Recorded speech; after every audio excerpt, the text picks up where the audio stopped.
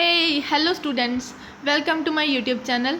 आज इस लेक्चर में हम food science and technology ICAR ASRB NET examination के सिलेबस में से unit 3 milk and milk product topic का एक टॉपिक बटर को स्टार्ट करने जा रहे हैं। इस टॉपिक में हम कवर करेंगे history and definition of butter, classification and composition of butter, food and nutritive value of butter, method of manufacturing of butter. ठीक है, इसको भी हम डिटेल में स्टडी करेंगे। Packaging and storage and distribution of butter. उसके बाद हम पढ़ेंगे theories of churning, method, history and development of butter churn. Fat loss होता है जो बटर मेकिंग में, उसके बारे में पढ़ेंगे। एंड जो कंटिन्यूस बटर मेकिंग प्रोसेस होता है उसके बारे में पढ़ेंगे। Judging and grading of table butter, defects in butter, their causes and prevention and uses of butter. ये जो टॉपिक है बटर, इसको हम 3 पार्ट्स में कवर करेंगे। फर्स्ट पार्ट में हम intro, history, classification, definition and manufacturing process है जो बटर का, फूड एंड न्यूट्रिटिव वैल्यू, इन सबको कवर करेंगे। सेकेंड पार्ट में हम थ्योरीज ऑफ चर्निंग या फिर दूसरा टॉपिक है जो fat loss in butter making, इस टॉपिक को कवर करेंगे। थर्ड पार्ट में हम इस बटर के सारे टॉपिक को कवर कर देंगे जिसमें हम judging and grading of table butter, defects in butter, causes and prevention, इसको कवर करेंगे। ठीक है, तो चलिए आज लेक्चर स्टार्ट करते हैं। Introduction of butter.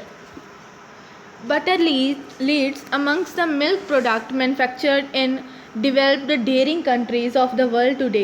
The world's recorded annual butter production in 1969 production year book 1970 has been estimated to have been 584,000 tons, and India's contribution in the same was 448,000 tons, and which is the 8% of the total world production. The production of creamery butter in India in 1966 was estimated to have been about 6.3% of total milk production and 11.3% of milk used for manufacturing of dairy product. तो जो world recorded annual butter की production है 1969 में and 1970 में, उसका जो estimate है वो बताया गया है कि 584,000 टन है जो वो वर्ल्ड की है, जो वर्ल्ड में जो प्रोडक्शन हुई है बटर की। एंड इंडिया ने इसमें 448,000 टन कंट्रीब्यूट किया है जो कि वर्ल्ड का 8% है टोटल का। ठीक है, तो जो प्रोडक्शन है क्रीमरी बटर की इंडिया में 1966 में, वो एस्टिमेट है एक जिसमें कि 6.3% टोटल मिल्क प्रोडक्शन है एंड 11.3% मिल्क जो कि यूज़ किया गया है manufacturing of dairy product. History. The art of butter making has a long history. The manufacturing creamery butter has been confined to the colder region of the world where gravity creaming has been successful. Reference to butter and found in Old Testament. In the past, butter was an article of commerce and a sign of wealth. Up to the middle of the 19th century, factory butter making was unknown. Most butter was made on the farm from creamery obtained by gravity creaming. However, with the development of the centrifugal cream separator, fat test, and the butter churn, artificial refrigeration, that is, etc., and factory butter making development rapidly. अब हम पढ़ेंगे butter क्या होता है। Butter को define किया गया है, बटर एक फ़ैट कंसनट्रेट होता है जो कि हमें क्रीम की चर्निंग करने के बाद मिलता है। उस फैट को गैदर करके उसका एक कॉम्पैक्ट मास बनाया जाता है एंड उस पर वर्क किया जाता है। PFA के रूल के अनुसार इन 1976 बटर एक प्रोडक्ट है जो कि काऊ या फिर बफेलो मिल्क से मिलता है, या फिर काऊ या बफेलो दोनों मिल्क को कंबाइन करके जो हमें प्रोडक्ट मिलता है। ठीक है, और इसको हम क्रीम या फिर कर्ड से भी ऑब्टेन कर सकते हैं जो कि काऊ या फिर बफेलो मिल्क से बनी होगी या फिर उनके कम्बिनेशन से। एंड इसमें हम सॉल्ट या फिर अनेटो या फिर कैराटीन या फिर कोई भी कलरिंग मैटर ऐड भी कर सकते हैं, वो अपनी मर्जी होती है, और विदाउट एडिंग भी हम इसे प्रिपेयर कर सकते हैं। ठीक है, तो इसमें कोई भी animal fat, wax, mineral oil या फिर वेजिटेबल ऑयल या फिर फैट प्रेजेंट नहीं होता है, ये इन सब से फ्री होता है। इसमें कोई भी प्रिजर्वेटिव नहीं डाला जाता एक्सेप्ट सॉल्ट, ठीक है। सॉल्ट इसमें एज अ प्रिजर्वेटिव डाला जाता है एंड कोई भी इसमें कलरिंग मैटर नहीं डाला जाता। अनेटो और कैरेटिन कलर है जो इसमें यूज़ किया जाता है, ठीक है। तो it must contain not less than 80% by weight of milk fat, not more than 1.5% by the weight of curd, not more than 3% of by the weight of common salt. जो डाईएसिटाइल है वो भी हम इसमें ऐड कर सकते हैं as a flavouring agent, but अगर हम डाईएसिटाइल को यूज़ कर रहे हैं तो टोटल डाईएसिटाइल कंटेंट है जो वो 4 ppm से एक्सीड नहीं करना चाहिए। Calcium hydroxide, sodium bicarbonate, sodium phosphates ये भी हम ऐड कर सकते हैं। इनकी जो परसेंटेज है बताई गई है वो 0.2% है जो उससे एक्सीड नहीं करना चाहिए, जो कि total weight of the butter होगी, ठीक है। अब हम पढ़ेंगे क्लासिफिकेशन ऑफ बटर। बहुत टाइप के जो बटर हैं हमें मार्केट में देखने को मिल जाते हैं जो कि डिफ़र करते हैं कि वो कौन से रॉ मटेरियल से, कौन से क्रीम से, कौन से प्रोसेस से, किन किन वेरिएशन से मिलके मैन्युफैक्चर हुआ है, ठीक है। एंड अनलेस स्पेक्टिकली मैंशनड जो डिफरेंट काइंड्स ऑफ बटर हैं उनमें सॉल्ट ऐड भी होता है और कई में ऐसा होता है कि सॉल्ट ऐड नहीं होता। तो कुछ जहाँ पे हमें एग्जांपल्स टाइप्स है जो क्लासिफिकेशन है बटर की बताई गई हैं, जैसे कि फर्स्ट है जी पैस्चराइज्ड क्रीम बटर। ये जो पैस्चराइज्ड क्रीम बटर है वो पैस्चराइज्ड स्वीट की क्रीम से बनाया जाता है। इस बटर में माइल्डर फ्लेवर होता है than that from the similar cream not pasteurised.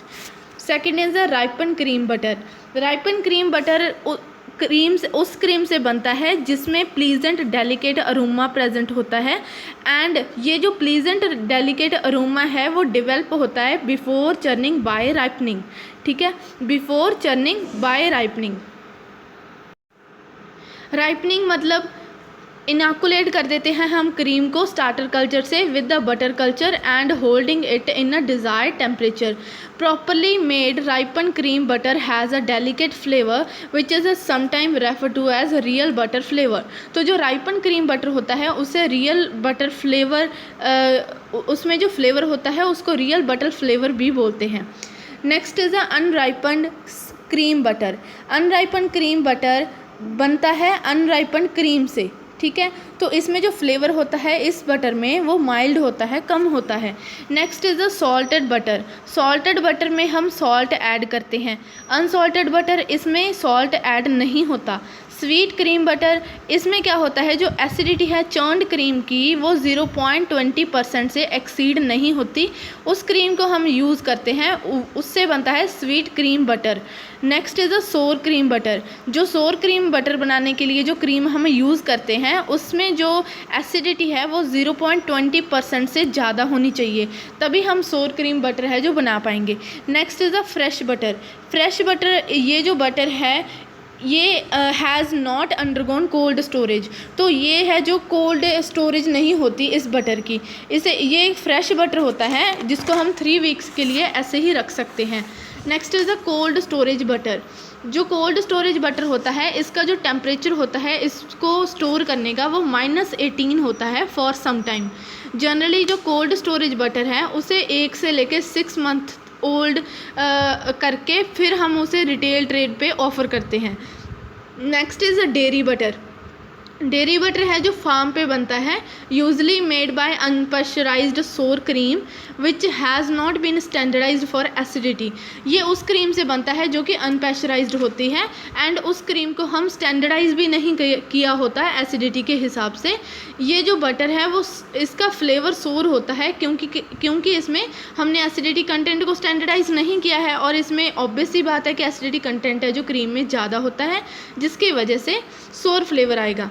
Next is a creamery butter. Creamery butter बनता है क्रीमरी या फिर डेयरी फैक्ट्रीज में, ठीक है, एंड इसकी जो क्वालिटी है वो यूनिफॉर्म होती है देन डेयरी बटर से। अब हम पढ़ेंगे कंपोजिशन। कंपोजिशन में अकॉर्डिंग टू PFA रूल 1976 जो टेबल क्रीमरी बटर है उसमें 80% फ़ैट से कम फ़ैट नहीं प्रेजेंट होनी चाहिए, फ़ैट उसमें 80% ही होनी चाहिए, उससे ज़्यादा ज़रूर हो सकती है। एंड जो 1.5% उसमें हम कर्ड यूज़ कर सकते हैं, उससे ज़्यादा नहीं होनी चाहिए। 3.0% कॉमन साल्ट होना चाहिए, उससे ज़्यादा कॉमन साल्ट नहीं यूज़ कर सकते। एंड जो हमें यहाँ पे टिपिकल कंपोजिशन बताई गई है इंडियन बटर की, जो आप देख सकते हो कंपोजिशन ऑफ इंडियन बटर में क्या होता है, बटर फैट होती है 80.2%, moisture 16.3% and salt 2.5% and curd 1.0% present होता है। जो स्टैंडर्ड्स हैं एंड कंपोजिशन ऑफ बटर के, उसको प्रिस्क्राइब्ड किया गया है आइदर 80% फैट या फिर 16% मॉइस्चर। अब हम पढ़ेंगे food and nutritive value of butter. हमने देखा कि 80% फैट प्रेजेंट है बटर में, ठीक है। तो जितनी ज़्यादा फैट प्रेजेंट होगी उतनी ज़्यादा फैट सॉल्युबल वाइटामिन प्रेजेंट होंगे। तो फैट सॉल्युबल वाइटामिन कौन कौन से होते हैं, vitamin A, D, E and के। अब हम पढ़ेंगे method of manufacturing, packaging and storage of butter. Firstly, अगर हम मिल्क से बटर बनाना चाह रहे हैं तो मिल्क को रिसीव करेंगे, अगर क्रीम से बटर बना रहे हैं तो क्रीम को रिसीव करेंगे, ठीक है। तो ये दोनों फ्लो चार्ट है जो साइड बाय साइड चलेंगे, ठीक है। तो रिसीविंग ऑफ मिल्क और रिसीविंग ऑफ क्रीम के बाद दोनों को ग्रेड कर लेना है, फिर वे कर लेना है, वे करने के बाद सैम्पलिंग एंड टेस्ट करने हैं, ठीक है। टेस्ट करने के बाद फिर हम प्री हीट करते हैं, या फिर अगर वो मिल्क है तो भी, अगर क्रीम है तो भी प्री हीट करना है 35 से लेके 40 डिग्री सेल्सियस तक। उसके बाद सेपरेशन की जाती है। सेपरेशन करने के बाद हमारे पास क्रीम आ जाती है। क्रीम को लेके हम उसे स्टैंडर्डाइज करते हैं। प्री हीट करने के बाद हम सेपरेशन करते हैं मिल्क की बाय सेंट्रीफ्यूगल मेथड। उसके बाद मिल्क की जो क्रीम है, क्रीम की न्यूट्रलाइजेशन की जाती है। न्यूट्रलाइजेशन करने के बाद स्टैंडर्डाइजेशन की जाती है क्रीम की, ठीक है। स्टैंडर्डाइजेशन करने के बाद पैस्चराइजेशन होती है क्रीम की, एंड उसके बाद राइपनिंग होती है क्रीम की। क्रीम की राइपनिंग करने के बाद हम कूलिंग करते हैं, एंड फिर उसके बाद एजिंग के बाद चर्निंग में हम चर्निंग की थ्योरीज पढ़ेंगे, एंड ये ऑपरेशन कैसे होता है उसको पढ़ेंगे। फिर washing and salting and working. तो अब हम इसी फ्लो चार्ट को डिटेल में स्टडी करेंगे, ये कैसे मैन्युफैक्चर किया जाता है बटर को। तो फर्स्ट है जी receiving of milk and cream, ठीक है। तो हमने अभी फ्लो चार्ट में देखा कि जब हम मिल्क और क्रीम को रिसीव करते हैं तो उसमें 4 ऑपरेशंस आते हैं। First is unloading, grading, sampling and testing, ठीक है। तो इसमें क्या फर्स्ट में आता है जी अनलोडिंग जो कैन्स हैं क्रीम की, ठीक है, जो कि क्रीमरी से आई हैं या फिर बटर मेकिंग फैक्ट्रीज से आई हैं, उनको अनलोड करेंगे, रिसीव करेंगे प्लेटफॉर्म पे, एंड उनके हाइट के हिसाब से according to root and pattern हम उन्हें अरेंज कर देंगे। अनलोडिंग करने के बाद ग्रेडिंग करनी होती है। ग्रेडिंग का पर्पस क्या होता है कि जो हमारे पास प्रोडक्ट आया है उसकी क्वालिटी के हिसाब से उसको पे करना होता है, ठीक है। तो ग्रेडिंग है जो एंड क्वालिटी पेमेंट, वो एफर्ट्स होते हैं डायरीज़ के या फिर क्रीमरीज के अपनी रेपुटेशन को एस्टैब्लिश करने के हाई क्वालिटी प्रोडक्ट के लिए, ठीक है। तो क्रीम को हम ग्रेड करेंगे, उसके सेम प्रिंसिपल्स होते हैं मिल्क के भी।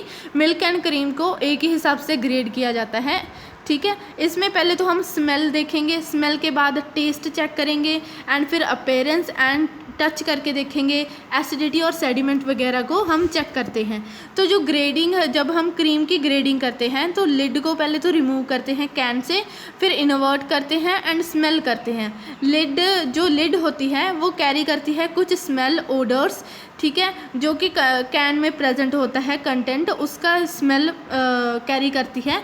नेक्स्ट जो क्रीम है उसको उसकी अपीयरेंस के हिसाब से ग्रेड किया जाएगा। नेक्स्ट जो एक्सटेनियस मैटर है वो प्रेजेंट है या नहीं, उसके हिसाब से हम उसे ग्रेड करेंगे। क्रीम जो बटर मेकिंग के लिए हम ग्रेड करते हैं वो अकॉर्डिंग टू नीचे जो दिए गए हैं परफॉर्मा, जैसे कि फर्स्ट ग्रेड क्रीम में कौन सी क्रीम आती है, जो कि स्वीट और स्लाइटली सोर होती है। सेकंड ग्रेड क्रीम जो कि सोर और कोगुलेटेड क्रीम होती है। एंड रिजेक्ट ग्रेड क्रीम, इसमें मार्केटली सोर एंड फर्मेंटेड क्रीम आती है, ठीक है। तो ग्रेड करने के बाद हम करते हैं जी सैम्पलिंग। बिफोर सैम्पलिंग जो क्रीम है कैन में, उसको थॉरली पहले हम मिक्स करेंगे। मिक्स क्यों करेंगे? मिक्स करेंगे जो जितनी भी फैट वगैरह ऊपर आई है वो सारी प्लंजर से हम मिक्स कर देंगे। तो उससे क्या होगा कि जो यूनिफॉर्म मिक्सिंग हो जाएगी क्रीम में या फिर मिल्क में, तो उसके बाद हम सैम्पलिंग करेंगे। इफ़ रिक्वायर्ड, अगर रिक्वायर हो तो लिडेड कैंस हैं जो क्रीम की, उनके ऊपर हम हॉट वाटर है जो स्प्रे कर दें। तो उससे क्या होगा, जो क्रीम की विस्कोसिटी है वो रिड्यूस हो जाएगी एंड मिक्सिंग है जो अच्छे से हो जाएगी, ठीक है। तो then representative sample may be drawn for testing purpose and then उसके बाद हम वेइंग करेंगे। जो कैंस हैं क्रीम की, उनको जो हमने एक्सेप्ट कर ली हैं उनको वे करेंगे एंड उनके वेट को रिकॉर्ड करेंगे, ठीक है। वेट को रिकॉर्ड करने के बाद जो हमने पीछे पढ़ा था कि जो फर्स्ट ग्रेड क्रीम है उसको डायरेक्टली हम न्यूट्रलाइजिंग वाट्स में भेज देंगे एंड जो सेकेंड ग्रेड क्रीम थी उसको हम सेग्रीगेट कर लेंगे कुछ अलग फैक्ट्रीज़ में सेपरेट वाट्स में चर्निंग करने के लिए, ठीक है। तो for separate churning the cream adhering in inner walls of the can is covered by inverting the can over steaming jets for short period. तो उसके बाद वेइंग करने के बाद हम टेस्टिंग करेंगे। The cream samples drawn and then tested for, cream samples लेंगे फिर उसको हम उनमें fat, solid not fat, acidity by standard method से हम टेस्ट करेंगे। Next is the pre heating of milk. Pre heating of milk क्या होता है कि जो एफिशिएंसी होती है क्रीम सेपरेशन की वो इंक्रीज़ हो जाती है जब हम मिल्क को पहले ही प्री हीट कर लेते हैं। उसके बाद सेपरेशन करेंगे मिल्क की सेपरेशन हम सेंट्रीफ्यूगल मेथड से करेंगे। ये जो सेंट्रीफ्यूगल मेथड है एंड न्यूट्रलाइजेशन, स्टैंडर्डाइजेशन, पैस्चराइजेशन, वो आप पिछले लेक्चर में पढ़ सकते हो। ये जो इन्होंने बताया है 3.10, 3.9, ये सारे हमारा जो पिछले लेक्चर में हमने क्रीम में कवर किया था उसी के ये पॉइंट्स हैं जो बताए गए हैं। मैं आपको यहाँ पे थॉरोली ये बता देती हूँ, ठीक है। तो प्री हीटिंग करने के बाद हम सेपरेशन करेंगे मिल्क की by centrifugal method. Centrifugal method में क्या होता है कि जो मिल्क है वो एंटर करता है रैपिडली एक रिवॉल्विंग बाउल के अंदर। तो जिस रिवॉल्विंग बाउल है जो वो क्रीम सेपरेटर होता है, ठीक है। तो अंदर जाने के बाद इमीडिएटली सेंट्रीफ्यूगल फोर्स लगती है जो कि 3000 से ज़्यादा 3000 से लेके 6000 टाइम ज़्यादा होती है ग्रेविटेशनल फोर्स से, ठीक है। जो फैट एंड स्किम मिल्क है उन पे सेंट्रीफ्यूगल फोर्स लगती है एंड दोनों की जो डेंसिटी होती है, स्पेसिफिक डेंसिटी, वो अलग अलग होती है एंड दोनों पोर्शंस है जो अपने अलग अलग है जो सेपरेट हो जाते हैं। Thereby the skim milk is forced by the periphery while the fat portion moves towards the centre. And जो स्किम मिल्क है एंड क्रीम दोनों वर्टिकल वॉल्स से जाएंगी within the bowl and separate हो जाएंगे being lead through separator, ठीक है। तो सेपरेशन करने के बाद सेंट्रीफ्यूगल मेथड से हम करेंगे न्यूट्रलाइजेशन ऑफ क्रीम। न्यूट्रलाइजेशन क्या होती है? क्रीम की जो एसिडिटी है होती है, एसिडिटी के पार्शियल रिडक्शन को हम न्यूट्रलाइजेशन बोलते हैं, ठीक है। तो ये न्यूट्रलाइजेशन हम क्यों करते हैं? क्योंकि जो एक्सेसिव फैट लॉस हो जाता है बटर मिल्क में, तो इसलिए हम पहले ही न्यूट्रलाइज कर देते हैं through from churning highly acid pasteurised cream, ठीक है। या फिर जो कई बार क्या होता है कि ऑफ फ्लेवर है, जो क्रीम में ऑफ फ्लेवर आने लगता है, इसलिए भी हम न्यूट्रलाइजेशन करते हैं क्रीम की। And to improve the keeping quality of butter made from high acid cream and जो सॉल्टेड एसिड बटर होता है उसमें फिशी फ्लेवर डेवलप हो जाता है, उसको भी डेवलप करने के लिए हम न्यूट्रलाइजेशन करते हैं क्रीम की। अगर क्रीम को न्यूट्रलाइज्ड करना है तो उसका करेक्ट मेथड आपको पता होना चाहिए, नहीं तो क्रीम है जो ओवर न्यूट्रलाइज या फिर अंडर न्यूट्रलाइज रह जाती है, ठीक है। तो इसमें क्या करते हैं, पहले हम जो स्टैंडिंग चर्निंग एक्टिविटी देते हैं बाद हम थॉरोली टेस्ट करते हैं एसिडिटी कितनी है क्रीम की। उसके बाद हम जो करेक्ट अमाउंट है जो न्यूट्रलाइज़र की ऐड करनी है उसको लेते हैं एंड न्यूट्रलाइज़र को हम क्रीम में ऐड कर देते हैं करेक्ट मेथड से। उसके बाद इसको ऐड करने के बाद हम री टेस्टिंग करते हैं एसिडिटी की, ठीक है। कौन कौन से न्यूट्रलाइज़र ऐड करते हैं? सोडियम बाइकार्बोनेट या फिर कैल्शियम हाइड्रोक्साइड न्यूट्रलाइज़र्स हम ऐड करते हैं, ठीक है। तो इसको आप अच्छे से पढ़ने के लिए क्रीम वाला लेक्चर है जो अच्छे से सुन लीजिएगा, उसमें हमने इसको पूरे अच्छे से कवर किया है। वैसे तो मैंने आपको समझा दिया है जितना मैंने उस पर समझाया है, बट आपको अगर बुक में से देखना है तो बुक से देख सकते हो, नहीं तो क्रीम वाली वीडियो ज़रूर देख लीजिएगा। तो उसके बाद हम स्टैंडर्डाइजेशन करते हैं क्रीम की। तो स्टैंडर्डाइजेशन क्या होता है? फैट लेवल होता है जो क्रीम का, उसको डिज़ायर्ड परसेंटेज तक एडजस्ट किया जाता है, तो उसको हम स्टैंडर्डाइज बोलते हैं। क्रीम है जो स्टैंडर्डाइज हो जाती है, ठीक है। स्टैंडर्डाइज करने के बाद to obtain the lowest fat loss, तो हम स्टैंडर्डाइज क्यों करते हैं? फैट लेवल को एडजस्ट करने के लिए। To obtain the lowest fat loss in butter milk during churning. उसके बाद हम करते हैं जी पैस्चराइजेशन ऑफ क्रीम। पैस्चराइजेशन है जो क्रीम की, वो एक प्रोसेस होता है जिसमें हम क्रीम के एवरी पार्टिकल को हीट करते हैं 71 डिग्री सेल्सियस टेम्परेचर पे, ठीक है, 20 मिनट के लिए। तो ये हम करते क्यों हैं पास्चराइजेशन? जो पैथोजेनिक माइक्रो ऑर्गेनिज्म होते हैं, अनडिज़ायरेबल माइक्रो ऑर्गेनिज्म होते हैं एंड एंजाइम्स होते हैं, उनको इनएक्टिवेट या फिर डीएक्टिवेट या फिर उनको किल करने के लिए हम पैस्चराइजेशन करते हैं, ठीक है। कई बार क्या होता है कि कुछ वॉलेटाइल कंपाउंड्स जो प्रेजेंट होते हैं जो कि फीड या फिर वीड से आते हैं, वो ऑफ फ्लेवर कॉज करते हैं, तो पैस्चराइजेशन में उसको भी रिमूव या फिर अवॉइड करने के लिए हम पैस्चराइजेशन करते हैं, ठीक है। पैस्चराइजेशन के 3 मेथड होते हैं। होल्ड पैस्चराइजेशन, होल्ड पैस्चराइजेशन क्या होता है? इसमें हम 71 डिग्री सेल्सियस पे 20 मिनट के लिए पैस्चराइज करते हैं क्रीम को। सेकेंड मेथड होता है हाई टेम्परेचर शॉर्ट टाइम। ये कॉन्टीन्यूस प्रोसेस होता है जिसमें 95 से लेके 100 डिग्री सेल्सियस टेम्परेचर होता है। 15 से 16 सेकेंड के लिए हम ये पैस्चराइजेशन करते हैं। एक पैस्चराइजेशन का और मेथड होता है जो कि होता है जी वैक्यूम पैस्चराइजेशन। तो पैस्चराइजेशन के करने के बाद हम कूलिंग एंड एजिंग करते हैं क्रीम की। क्रीम को कूल किया जाता है, लोअर उसके टेम्परेचर को लो होने तक क्रीम को हम एज करते हैं, ठीक है, कूल करते हैं। Cream is cooled bye lowering its temperature and aged by holding it at this temperature for few hours. Cream को उसके लो टेम्परेचर होने तक कूल किया जाता है एंड उसी टेम्परेचर पे हम क्रीम को होल्ड करके रखते हैं पैस्चराइजेशन के बाद। आफ्टर पैस्चराइजेशन जो क्रीम है उसको कूल किया जाता है, देन उसे एज्ड किया जाता है। तो ये हम क्यों करते हैं? चर्निंग है जो, चर्निंग को पॉसिबल करने के लिए।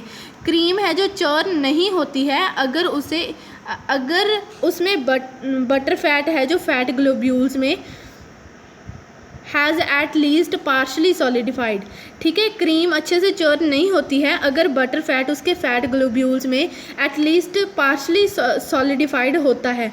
If insufficiently solid due to improper cooling and ageing of the cream, the fat loss in the buttermilk will be excessive and the butter obtained will have an unsatisfactory weak body. अगर solid रहेगा तो उससे cooling है and ageing है cream की अच्छे से नहीं होगी एंड जो फैट लॉस है बटर मिल्क में वो भी ज़्यादा होगा एंड जो बटर हमें ऑब्टेन्ड होगा वो भी अनसेटिस्फैक्ट्री होगा एंड उसकी बॉडी भी वीक होगी। अंडर इंडियन कंडीशंस जो ऑप्टिमम टेम्परेचर है कूलिंग का एंड एजिंग ऑफ क्रीम का वो 5 से लेकर 10 डिग्री सेल्सियस है।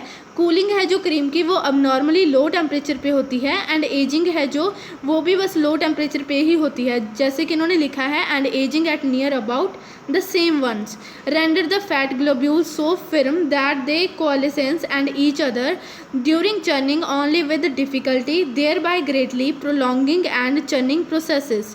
High cooling and aging temperature of cream shorten the churning period.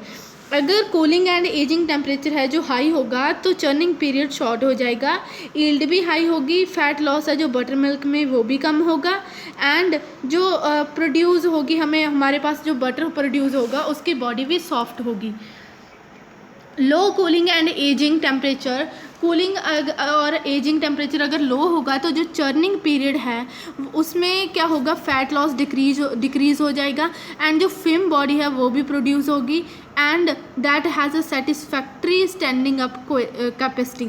जो एजिंग पीरियड है वो एटलीस्ट 2 से 4 आवर्स के लिए होना चाहिए, प्रेफरेबली जो 15 से 16 आवर्स के लिए होता है ओवरनाइट।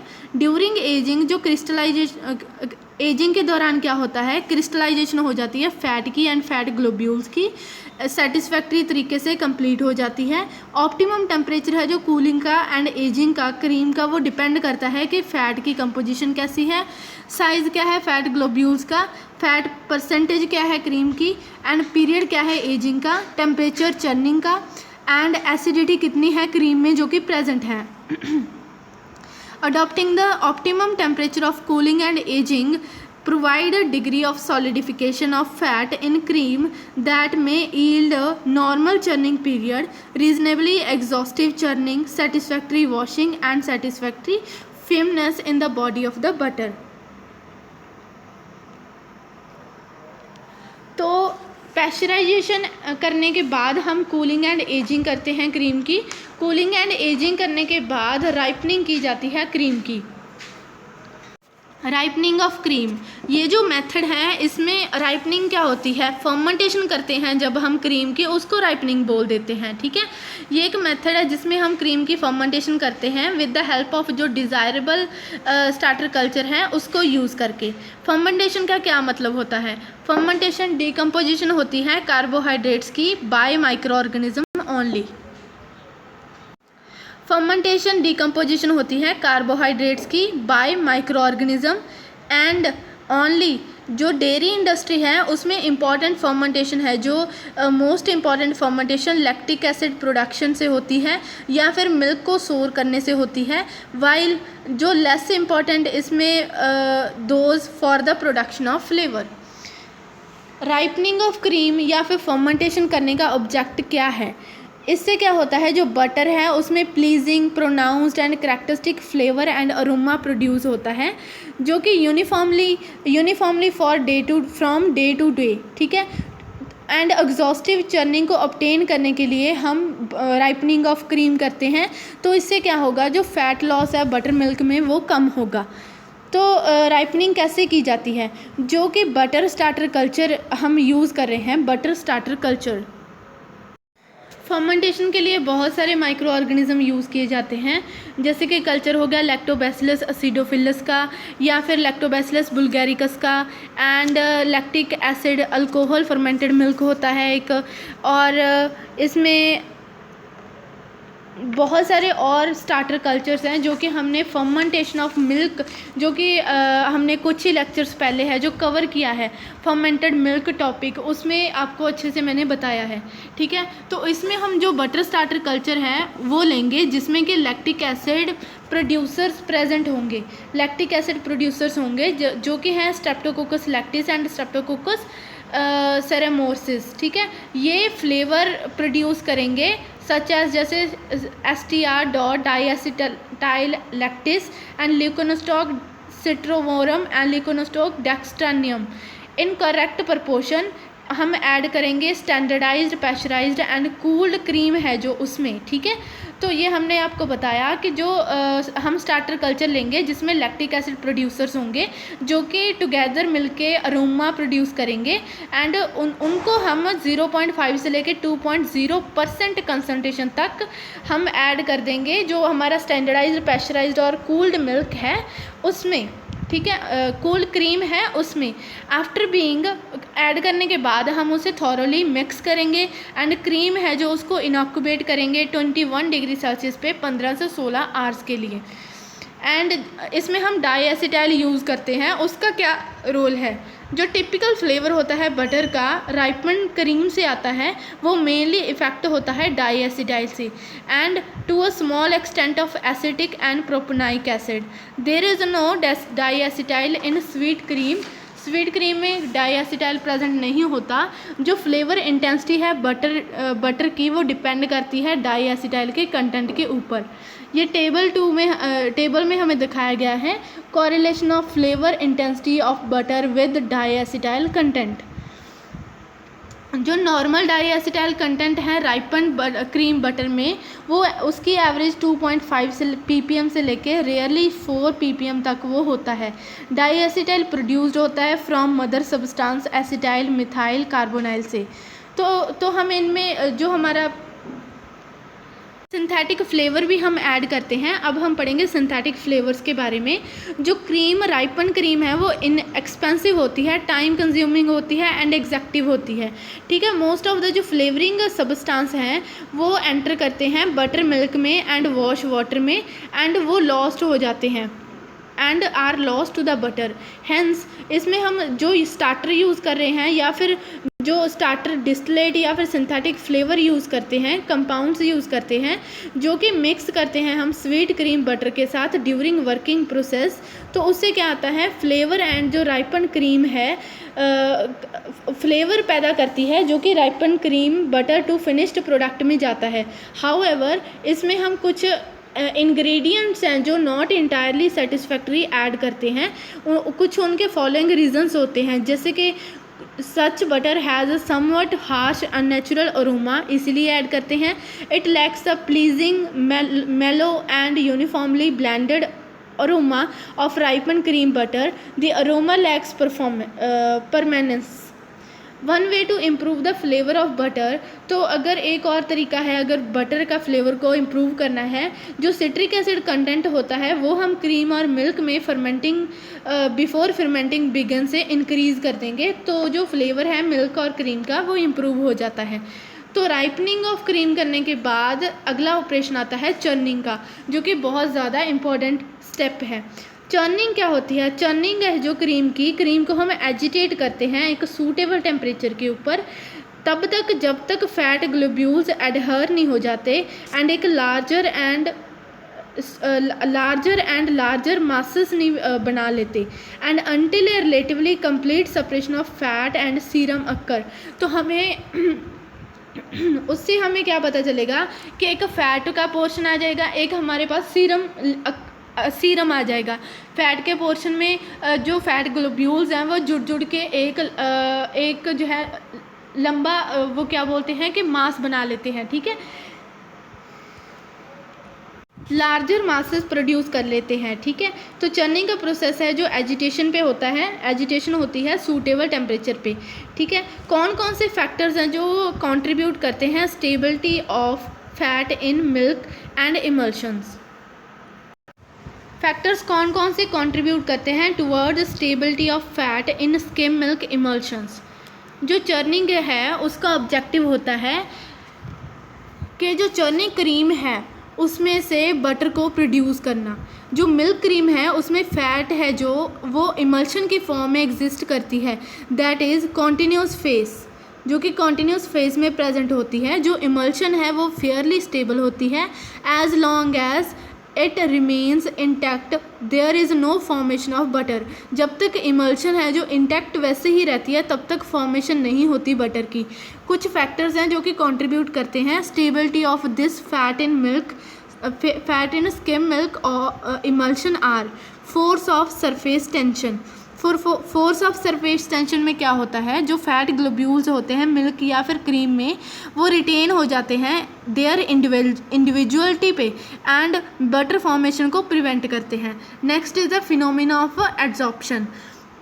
जो सरफेस लेयर होती है फैट ग्लोब्यूल्स की उसमें adsorbed phospholipid protein complex present होते हैं जो कि डीइमल्सिफिकेशन को प्रिवेंट करते हैं। Next is electric charge. जो फैट ग्लोब्यूल्स होते हैं उनमें नेगेटिव चार्ज होता है जो कि एक दूसरे को रिपेल करता रहता है, तो उससे भी क्या होता है क्रीम की एसिडिटी इंक्रीज़ होती रहती है एंड चार्ज डिक्रीज़ होता रहता है। Next is viscosity. जितनी ज़्यादा विस्कोसिटी इंक्रीज़ होगी उतनी ज़्यादा चर्निंग है जो रिटार्ड होगी। Churning cream versus whole cream. A greater concentration of fat globule in cream promotes a more profuse and rapid coalescence and aggregation than in a milk. Agitation in a relation of temperature और cream, above the जो melting point होता है fat का, and agitation है जो cream उस पर करेंगे तो फैट ग्लोब्यूल्स है जो सब डिवाइड हो जाएंगे। लोअर टेम्परेचर पे एजिटेशन होने की वजह से कोलेसेंस है जो फैट ग्लोब्यूल्स का कॉज हो जाता है। Next is the churning of cream, good churnability refers to as, तो गुड चर्नेबिलिटी क्या होती है, पहले तो कंप्लीटेंस ऑफ चर्निंग, ठीक है, कंप्लीट हो जाना चर्निंग प्रोसेस का, फैट लॉस जो है कम फैट लॉस हो जाना बटर मिल्क का। Next is a satisfactory washing, जो कि अगर पॉसिबल हो तो ग्रेन्स है जो बटर के वो सफिशेंटली फिर्म होने चाहिए होते हैं, ठीक है। ऑप्टिमम चर्निंग पीरियड इफेक्ट करता है firmness of body and exhaustiveness of churning को। फैक्टर्स अब कौन कौन से इन्फ्लुएंस करते हैं churnability of cream and body of butter को। First is the chemical composition of fat, and next is the size of fat globule, third is the viscosity of cream, temperature and cream at churning, fat percentage of cream, acidity of cream and load of churn, nature of agitation, speed of churn and pre-churning holding period। First जो factor है चर्नेबिलिटी of cream को and body of butter को जो कि effect करता है वो है केमिकल कंपोजिशन ऑफ फैट। जो मिल्क फैट होती है वो मिक्सचर होती है न्यूमरस फैट्स का, जिसमें ग्लिसराइड्स भी प्रेजेंट होते हैं जो कि वेरी करते रहते हैं उसके मेल्टिंग एंड सॉलिडिफाइड पॉइंट्स को, ठीक है। जो फैट्स हैं, fats with low melting point उसे हम सॉफ्ट फैट बोलते हैं। For example tributyrin and olein, जिन फैट्स का हाई मेल्टिंग पॉइंट होता है उन्हें हार्ड फैट बोला जाता है। जब प्रपोर्शन है जो सॉफ्ट फैट का इंक्रीज होगा तो शॉर्टन हो जाएगा चर्निंग पीरियड, तो जिसकी वजह से जो फर्मनेस है बटर की वो भी डिमिनिशेस हो जाएगी एंड फैट लॉस है जो बटर मिल्क में वो ज़्यादा होगा। Fresh green succulent feeds increase the proportion of soft fat, while जो ड्राई हार्ड वीड्स हैं वो इंक्रीज करते हैं proportion of hard fat. Second is the size of fat globule, small fat globules churn with difficulty while large ones churn readily. जो अगर small fat globules होंगे तो वो एक दूसरे से जुड़ेंगे नहीं, अगर लार्ज फैट ग्लोब्यूल्स होंगे तो वो जल्दी चर्न हो जाएंगे। Therefore the higher the proportion of small sized fat globule the longer the churning time and greater the fat loss in butter milk and vice versa. Next is the viscosity of cream, जितनी ज़्यादा cream की viscosity होगी उतना ज़्यादा greater churning period होगा। Next is the temperature of cream at churning, cream का temperature कितना है चर्निंग के टाइम पे। तो अंडर इंडियन कंडीशंस जो ऑप्टिमम चर्निंग टेम्परेचर होता है वो 9 से 11 डिग्री सेल्सियस होता है। हायर चर्निंग टेम्परेचर होने की वजह से जो चर्निंग टाइम है वो कम हो जाएगा, फैट लॉस ज़्यादा होगा एंड वीक बॉडी बनेगी बटर की, ठीक है। एंड जो लोअर चर्निंग पीरियड होगा उससे वो क्या करता है चर्निंग पीरियड को प्रिलोंग करता है एंड ऑप्टिमम जो चर्निंग पीरियड होता है वो 30 से लेकर 60 मिनट तक का होता है। Next is a fat percentage of cream, higher the fat percentage जो कि क्रीम में प्रेजेंट है उतना ज़्यादा लोअर चर्निंग पीरियड होगा।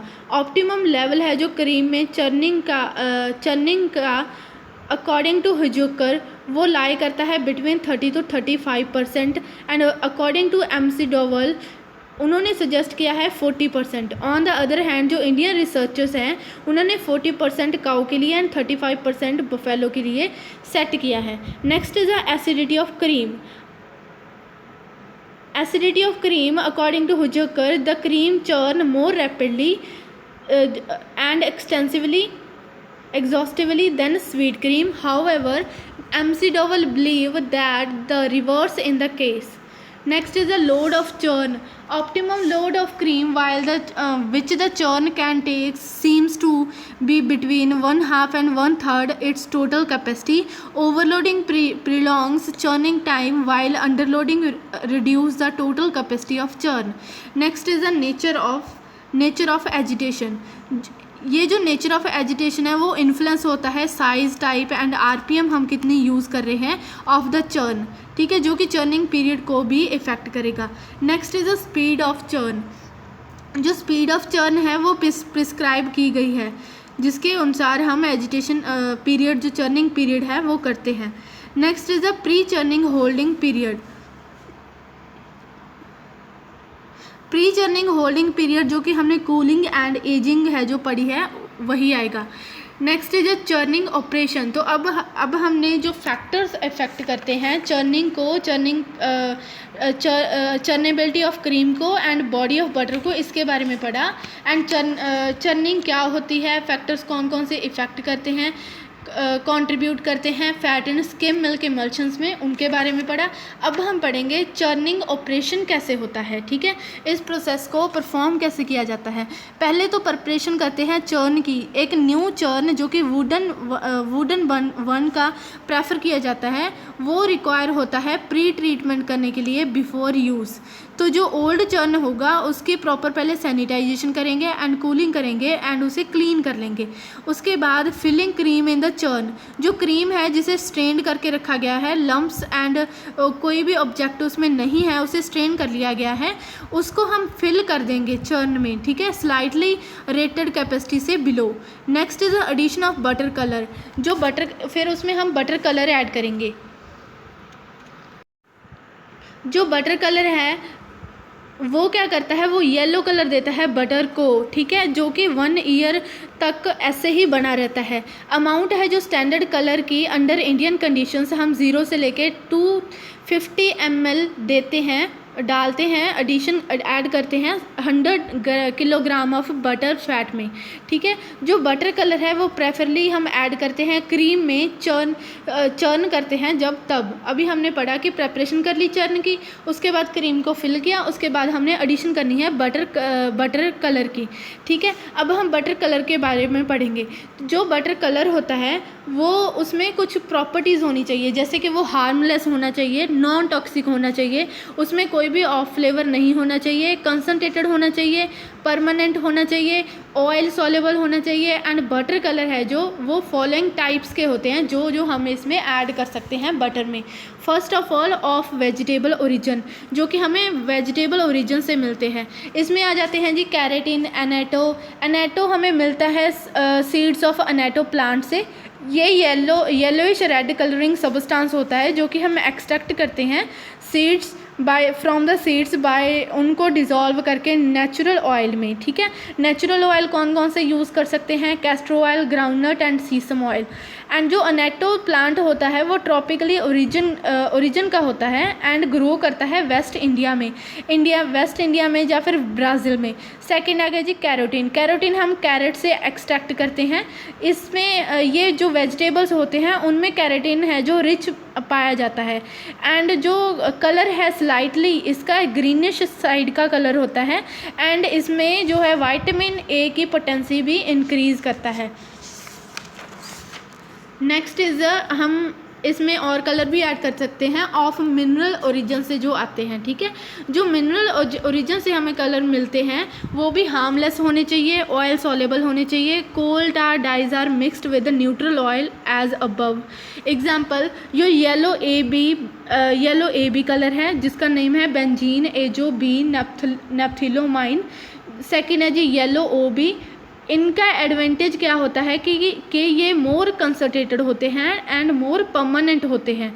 जो बटर कलर है उसको स्टोर करना होता है ओपेक एरिया में एंड एयर टाइट कंटेनर में रूम टेम्परेचर पे 18 से लेके 21 डिग्री सेल्सियस तक, ठीक है। Not unduly agitated so as to ensure long keeping quality and usefulness. तो अब हमने कलर को ऐड कर दिया, उसके बाद हम करेंगे operating the churn. After initially rotating the churn for 5 to 10 minutes, तो उसमें हम गैस को लिबरेट करेंगे जो कि रिमूव हो जाएगी वंस एंड ट्वाइस जब हम चर्निंग वेंट को ओपन करेंगे। देन जो क्रीम सैंपल है उसको ड्रॉन करेंगे फैट टेस्ट के लिए। ड्यूरिंग द चर्निंग प्रोसेस ये जो टेम्परेचर है वो वेरी करता रहता है 1 से 3 डिग्री सेल्सियस तक। जो चर्निंग है उससे क्या होता है, फोमिंग कॉज होती है, ठीक है। तो फोमिंग कॉज के बाद एक स्टेज आती है ब्रेकिंग स्टेज। ब्रेकिंग स्टेज जब आ जाती है तो जो स्पाई ग्लास होता है चर्न पे, उस पे हमें क्लियर दिखना स्टार्ट हो जाता है कि अंदर प्रोसेस के अंदर क्या चल रहा है।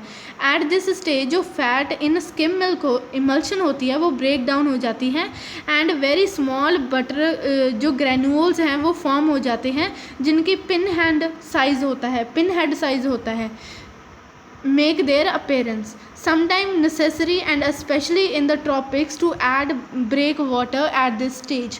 तो कुछ एरियाज़ में लोग क्या इंडस्ट्रीज़ में क्या करते हैं कि जो इस स्टेज को ब्रेक करने के लिए ब्रेक वाटर भी ऐड किया जाता है।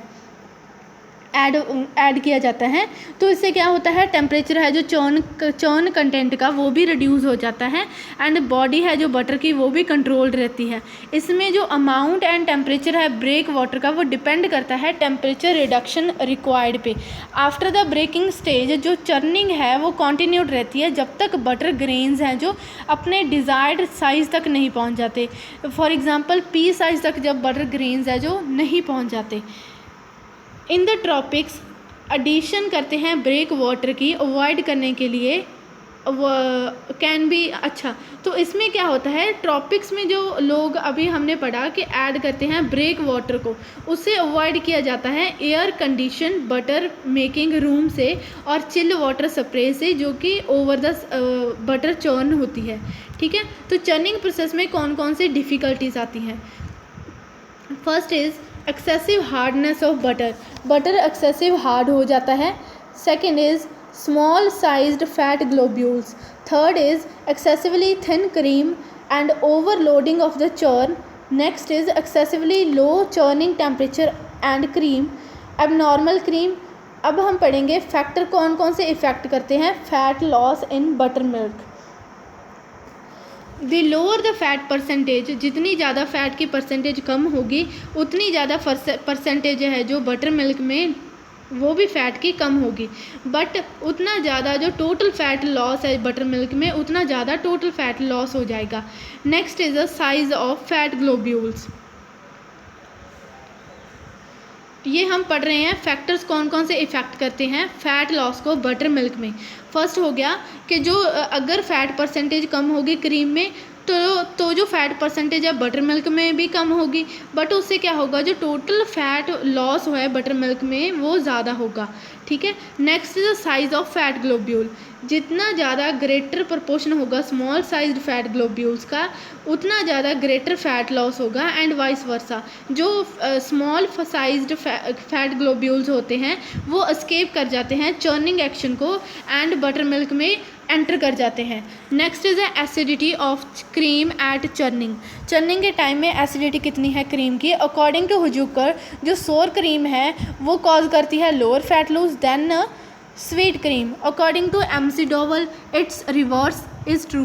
तो उन्होंने कहा कि इसका जो रिवर्स है वो ट्रू है। Next is the physical properties of fat. The softer the fat the more the fat loss. जितनी ज़्यादा फैट सॉफ्ट होगी उतनी ज़्यादा लॉस है जो ज़्यादा होगा। Condition of cooling and ageing. Insufficient cooling and ageing होने की वजह से फैट लॉस ज़्यादा होगा and vice versa. Condition of churning, अगर ओवरलोडिंग होगी या फिर अंडरलोडिंग होगी या फिर under churning, all causes the greater fat loss. Next step आता है जी वॉशिंग, ठीक है। चर्निंग के बाद हम करते हैं वॉशिंग में हम ड्रेनेज कर लेते हैं बटर मिल्क की एंड एक साइड हमारे पास बटर आ जाता है एंड एक बटर मिल्क आ जाता है। जब क्रीम है जो चर्नड हो जाती है तो चर्न को स्टॉप किया जाता है प्रॉपर पोजीशन में एंड ड्रेन प्लग को फिक्स किया जाता है एंड बटर मिल्क को रिमूव कर लिया जाता है सीव से, ठीक है। तो पर्पस क्या होता है वॉशिंग करने का, जो कि जितना ज़्यादा to remove all loss buttermilk adhering to butter grains so as to reduce the curd content of butter, ठीक है। तो जो बटर मिल्क में जितना ज़्यादा बटर ग्रेन्स होंगे उनको रिमूव करेंगे हम, तो इससे क्या होगा जो कर्ड कंटेंट है बटर में वो कम आएगा। Thereby improve the keeping quality to correct defects in firmness of butter by proper adjustment of wash water temperature to decrease the intensity of certain of flavors। तो washing करने का क्या procedure होता है, जब हमने इसको ड्रेन कर लिया तो चिल्ड वाटर को हम ऐड करेंगे बटर ग्रेन्स में इन द चर्न में हम चिल्ड वाटर को ऐड करेंगे जिसमें हमारे बटर ग्रेन्स हैं। तो टेम्परेचर है जो वाटर का वो 1 से लेके 2 डिग्री सेल्सियस होना चाहिए या फिर इससे कम होना चाहिए, ठीक है। Then the churning temperature of the cream and amount equal to the quantity of buttermilk, जितनी हमने रिमूव की है उतना क्वांटिटी में हमें चिल्ड वाटर ऐड करना है। आफ्टर फ्यू रेवोल्यूशंस जो दी वॉश वाटर है जो ड्रेन्ड आउट हो जाएगा and normally 1 wash is enough for the good quality butter. Next is the quality of wash water जो हम इसमें ऐड कर रहे हैं, ठीक है। उसकी क्वालिटी फिजिकली क्लीन होना चाहिए, बैक्टीरियोलॉजिकली भी क्लीन होना चाहिए एंड केमिकली सेफ होना चाहिए एंड ये बेस्ट हो to use freshly pressurized and cooled water. Next washing के बाद नेक्स्ट स्टेप होता है सॉल्टिंग एंड वर्किंग। सॉल्टिंग में क्या करते हैं, सॉल्टिंग का सीधा हमें समझ आ रहा है कि सॉल्ट को ऐड करना बटर में। इसका क्या पर्पस होता है, ये एज अ प्रिजर्वेटिव भी काम करता है एंड क्वालिटी है जो उसको इम्प्रूव करता है, बटर की इन्हांस करता है टेस्ट को and increase the overall amount of quality. Usually जो कॉमन सॉल्ट हम ऐड करते हैं वो हम 2 से लेके 2.5% है जो बटर मिल्क फैट में ऐड करते हैं। जो क्वालिटी है सॉल्ट की वो गुड होनी चाहिए, उसमें कोई भी एक्सटर्नियस मैटर या फिर जर्म्स प्रेजेंट नहीं होने चाहिए, ठीक है। जो एक्सेसिव सॉल्ट डैमेज कर देता है फ्लेवर ऑफ बटर को, इसलिए हमें 2 से लेके 2.5% ही ऐड करना होगा, उससे ज़्यादा नहीं होता है। अमाउंट ऑफ जो सॉल्ट हम ऐड कर रहे हैं उसको हम कैसे कैलकुलेट करते हैं वो आप इससे पढ़ सकते हो। तो बटर ऐड करने के बाद बटर के बारे में जो सॉल्ट के बारे में अभी हमने पढ़ा, सॉल्ट कैसा होना चाहिए और कितनी अमाउंट में हमें ऐड करना है, इसका पर्पस क्या है एंड इसको हमें ऐड कैसे करना है। Method of salting, first is the dry salting जो most common consist of adding the desired amount of dry salt by sprinkle it on the surface of butter during working के दौरान जो dry salt है उसको हम sprinkle कर देंगे जो कि हमारी डिज़ायर्ड अमाउंट है उतनी में, ठीक है। सेकंड है जी वेट सॉल्टिंग में जो कैलकुलेटेड अमाउंट है सॉल्ट की उसको वेटेड करेंगे at least amount of portable water में, फिर स्प्रिंकल कर देंगे वर्किंग के दौरान बटर के ऊपर, ठीक है। उसके बाद ब्राइन सॉल्टिंग, इसमें जो हमें सॉल्ट ऐड करना है वो उसका एक सैचुरेटेड सोल्यूशन बना लेंगे of brine and practically when only light salting is required, इसे हम तभी ऐड करते हैं। Next is a screen test. Specification कैसे करते हैं बटर सॉल्ट की, तो इसमें फर्स्ट आता है जी screen test. It should be coarse grinded and free from lumps, जो वो कोर्स ग्राइंडेड होना चाहिए एंड लम्प्स इसमें नहीं होने चाहिए। कम्प्लीटली वो सीव नंबर 85 से पास हो जाना चाहिए। जो सॉल्ट है उसमें कोई भी पाउडर डस्ट फॉर्म नहीं होना चाहिए एंड जब हम वेटेड करते हैं उसमें भी लम्प्स नहीं होना चाहिए। तो जो केमिकल प्योरिटी है सॉल्ट की वो 99.5 से लेकर 99.8% sodium chloride in dry salt में प्रेजेंट होना चाहिए। And next is a bacteriological purity, जो बैक्टीरियल काउंट है वो लेस दैन 10 पर ग्राम प्रेजेंट होना चाहिए। नेक्स्ट इज सॉलिबिलिटी कंप्लीट होनी चाहिए and rate of solution high होना चाहिए, सेडिमेंट उसमें कोई भी नहीं होना चाहिए। सॉल्ट इसमें हम वाइट कलर का ही ऐड करना होता है जो कि अपनी विजिबल इम्प्योरिटी शो ना करे, ठीक है। तो सॉल्ट है जो वाइट कलर का ही ऐड करना होता है। Presence of traces of calcium and magnesium chloride in salt, तो सॉल्ट में क्या होता है कैल्शियम एंड मैग्नीशियम क्लोराइड की प्रेजेंस होती है, तो जिससे क्या है जो हमारा बटर है वो मॉइस्चर एंड केक हो सकता है। तो इसे हम स्टोर करते हैं एयर टाइट कंटेनर में ड्राई एटमॉस्फेयर में, अवे फ्रॉम फॉरेन ऑर्डर्स जैसे कि कैरोसिन, पेट्रोल एंड क्यों हम इनसे अलग स्टोर करते हैं, क्योंकि ये रेडली अब्जॉर्ब कर लेते हैं। तो वर्किंग क्या है, वर्किंग लास्ट स्टेप होता है बटर का, जिसमें हम नीडिंग करते हैं बटर को नीड करने का ऑब्जेक्ट क्या होता है, क्यों करते हैं, पर्पस क्या होता है, to completely dissolve, uniformly distribute and properly incorporate the salt, to expel buttermilk and the control of the moisture content of butter, to fully incorporate the added makeup water in butter, to bring the butter grains together into the compact mass or conveniently handling of churn and packaging. अब जो ये needing step है, working step है, इसको कैसे किया जाता है। जो वर्किंग है वो कॉन्टिन्यूड रहती है जब तक बटर की एक कॉम्पैक्ट बॉडी नहीं आ जाती, क्लोजली निट ग्रेन्स है जो फॉर्म नहीं हो जाते, a tough vaccine texture and distribution है जो सॉल्ट एंड मॉइस्चर की अच्छे से नहीं हो जाती। ठीक है, तो इसमें कोई भी फ्री मॉइस्चर नहीं होना चाहिए। Through out the working process जो टेम्परेचर है शुड बी कंट्रोल्ड होना चाहिए। Working and under working harmful हो सकती है, इसको अवॉइड करना चाहिए। एंड फॉर्मर डैमेज भी हो सकती है body and texture of butter की, while the latter produce leaky butter. Working increase the air content of butter. ठीक है, तो जो एयर कंटेंट है बटर का वो इम्पॉर्टेंट होता है, क्योंकि ये इफ़ेक्ट करता है डेंसिटी ऑफ बटर को, माइक्रोबियल स्पॉइलेज को एंड ऑक्सीडेटिव स्पॉइलेज को। वैक्यूम चर्न जो है, जो एक वैक्यूम चर्न होता है उसको डेवलप किया गया था वर्किंग बटर बनाने के लिए under partial vacuum. Resultant butter है जो डेंसर आता है, मोर ग्लॉसी अपीयरेंस होती है एंड क्लोजर टेक्सचर होता है। वर्किंग से क्या होता है, रिड्यूस हो जाती है इंटेंसिटी और the colour and the flavour of the butter. Moisture control के लिए क्या करते हैं, लास्ट स्टेप होता है जिसमें हम मॉइस्चर कंट्रोल करते हैं। मोस्ट कंट्रीज़ में 16% 16% है जो बटर में मॉइस्चर कंटेंट होना चाहिए एंड 80% उसमें फ़ैट प्रेजेंट होनी चाहिए। After the addition of salt and working करने के बाद जो है, जब तक बटर ड्राई नहीं हो जाता, a representative sample of butter is then taken and moisture test करेंगे। मॉइस्चर टेस्ट करने के बाद जितना मॉइस्चर हमें चाहिए होगा उसको स्टैंडर्डाइज करेंगे। Next step is packaging and storage. Packaging butter को चर्न से रिमूव करने के बाद, रिमूव कैसे करते हैं, मैनुअली या फिर ग्रेविटी या फिर मैकेनिकल मेथड से हम इसे रिमूव करते हैं। उसके बाद हम कंप्रेस्ड एयर हम यूज़ करते हैं इसमें। ठीक है, in the last case butter है जो सॉफ्ट होना चाहिए। टाइप्स ऑफ पैक जो कि हम यूज़ करते हैं, बल्क और होलसेल पैक यूज़ करते हैं, रिटेल पैक्स यूज़ करते हैं। ठीक है, तो इससे क्या, पैक्स क्यों यूज़ करते हैं, पैकेजिंग क्यों बनाते हैं, कंटामिनेशन ना हो, डैमेज ना हो। ठीक है, बटर की क्वालिटी डिग्रेड ना हो, वेट ना उसका ख़राब हो, मॉइस्चर कंटेंट ना जो है वो पास ना करे। पैकेजिंग के बहुत सारे फंक्शंस होते हैं जो हमने पिछले लेक्चर्स में पढ़े हैं। ठीक है, पैकेजिंग मटेरियल कौन सा होना चाहिए, वुड या फिर टिम्बर का हो सकता है।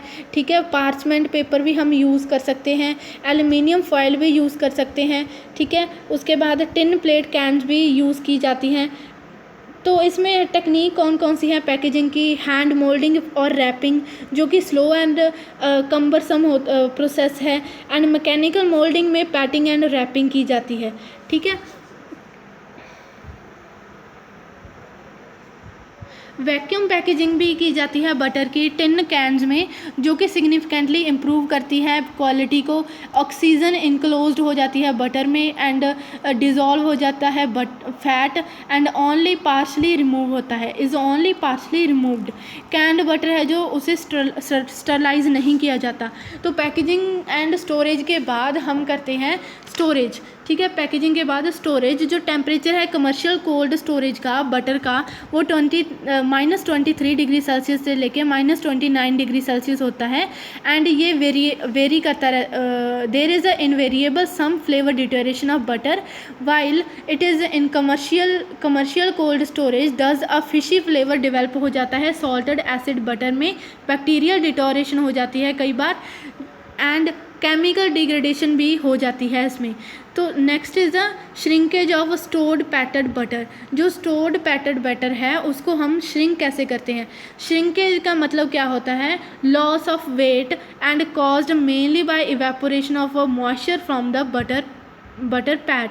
जो बटर पैक्स होते हैं मस्ट उनमें करेक्ट वेट होना चाहिए बटर का। When it is sold to the consumer. In the patting of butter, allowance must be made for possible shrinkage of the wrapped butter pat. The extent of shrinkage depend upon type of wrapper जो use कर रहे हैं. इसमें हम moisture proof and grease proof wrappers भी use कर सकते हैं. कंडीशंस क्या हैं मॉइस्चर की बटर में, ठीक है. एंड साइज़ क्या है पैट का, जितना स्मॉल साइज़ होगा उतनी ज़्यादा ग्रेटर श्रिंकेज होगी एंड वाइस वर्सा. टेम्परेचर क्या है स्टोरेज का, जितना ज़्यादा हाई टेम्परेचर होगा उतनी ज़्यादा श्रिंकेज होगी. रिलेटिव ह्यूमिडिटी क्या है स्टोरेज एयर की, हाई ह्यूमिडिटी होगी तो लोअर श्रिंकेज होगी and vice versa. Period of storage, longest period of storage greater the shrinkage. Keeping quality of stored butter. कुछ फैक्टर्स हैं जो कि इफ़ेक्ट करते हैं जैसे कि keeping quality of stored butter को, जैसे कि temperature of storage, copper and iron content of butter, salt content of butter, acidity content of butter, curd content of butter and air content of butter. The higher the content the lower the keeping quality and vice versa. ये effect करते हैं. Next is a raw and pasteurised cream. जो pasteurisation होती है cream की वो भी increase करती है क्वालिटी ऑफ बटर को. And next is a method of packaging. जो sanitised high quality package material होता है एंड सैनिटरी मेथड हम पैकेजिंग का यूज़ करते हैं तो उससे भी क्वालिटी है जो इम्प्रूव होती है, इंक्रीज़ होती है. Exposure of light, lower keeping quality. अगर लाइट का एक्सपोजर होता है तो कीपिंग क्वालिटी है जो कम होती है. Last step is distribution. Butter factory में डिस्ट्रीब्यूशन होती है. बटर फैक्ट्री से होलसेलर के पास जाता है butter in the original bulk packages में एंड रिटेलर्स के पास जाता है रैप्ड पैड्स में, इन कार्टन या फिर बॉक्सेस में और या फिर टिन कैंस में. जो टेम्परेचर होता है इस एंटायर पीरियड का पीरियड ऑफ डिस्ट्रीब्यूशन का वो -18 से लेके -29 डिग्री सेल्सियस होता है. And it may also be sold in retail trade from the deep freeze refrigerated butter box. तो इस लेक्चर में हमने स्टडी किया, ये बटर का फर्स्ट पार्ट था जिसमें हमने history, definition, classification of butter, composition of butter and food and nutritive value of butter को पढ़ा. उसके बाद हमने डिटेल में मैन्युफैक्चरिंग प्रोसेस बटर के बारे में पढ़ा जिसमें हमने एक एक स्टेप को पूरे डीप तरीके से पढ़ा है. ये क्वालिटी वाइज वीडियो है, ठीक है. तो ये फर्स्ट पार्ट था बटर का. उसके बाद हमने सेकंड पार्ट में कवर करना है theories of churning and fat loss in butter making. And उसके बाद हम कवर करेंगे judging and grading of table butter and defects in butter causes and उसके preventions and uses of butter के बारे में, ठीक है. ये जो बटर टॉपिक है ये 3 वीडियोज़ में कवर होगा. अच्छा होगा कि आप फर्स्ट, सेकेंड और तीनों वीडियो को अच्छे से वॉच करें तो आपको ये जो टॉपिक है वो और किसी जगह से पढ़ने की ज़रूरत नहीं पड़ेगी. Thank you for watching. Have a nice day. अगर वीडियो अच्छी लगे तो मुझे कमेंट करके ज़रूर बताइएगा. Thank you for watching.